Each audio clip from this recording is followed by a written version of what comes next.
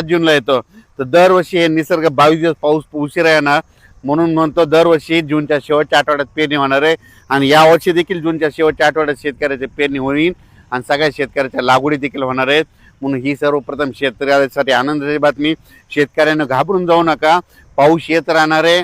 तुम्ही बघा आता म्हणजे हे दररोज पाहताना हे 14 पासून पण देखील बऱ्याच भागामध्ये आज देखील ना विदर्भामध्ये वर्धा, नागपूर, भंडारा, गोंदिया, चंद्रपूर, यवतमाळ, अमरावती, अकोला त्या परिसरामध्ये आज देखील म्हणजे ते आज 13 तारखेला देखील चांगल्या स्वरूपात विदर्भात, पूर्व विदर्भात पाऊस पडणार आहे. पश्चिम विदर्भात देखील काही भागामध्ये विखुरलेल्या स्वरूपात आज देखील पाऊस पडणार आहे. मराठवाड्यात देखील आज विखुरलेल्या स्वरूपात सगळीकडे नाही पडणार, पण भाग बदलत पावसाला सुरुवात होणार आहे म्हणून हा अंदाज लक्षात यायचा. तसाच काय होणार आहे, हे पाऊस 18 जून पासून दररोज एक दिवस वाढत वाढत असं चांगलं जाणार आहे. मग त्याच्यानंतर काय होणार आहे, 21 जून ते 29 जून संपूर्ण महाराष्ट्रामध्ये वेगवेगळ्या पाऊस पडणार आणि सगळ्यांच्या पेरण्या होणार आहेत. म्हणून शेतकऱ्यांनी घाबरून न जाता फक्त धीर ठेवा, पाऊस येणार आहे.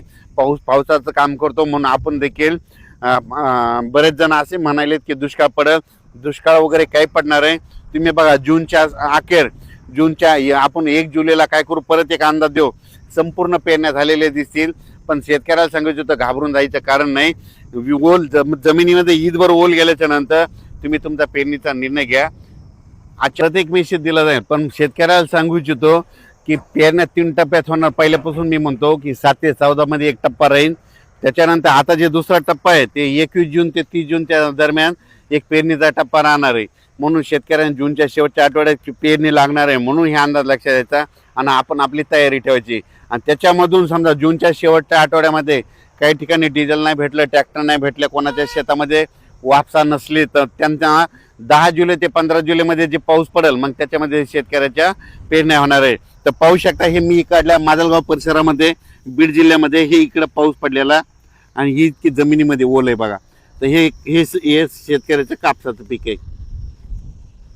या ठिकाणी असे सगळे कापसं निघालेले आहेत. तर आता यांचं एक पाऊस पडला का झालं यांचे कापसं सुरू होतील.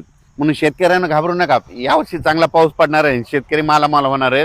म्हणून ही सर्वप्रथम शेतकऱ्यासाठी आनंदाची बातमी. आता जे पाऊस सुरू होणार आहे म्हणजे काय होणार आहे, 18 जून पासून विदर्भाकडून पाऊस सुरू होईल. मग त्याच्यामध्ये काय होईल ते पाऊस थोडं पुढे होईल. 18ला काही भागात पडेल, 19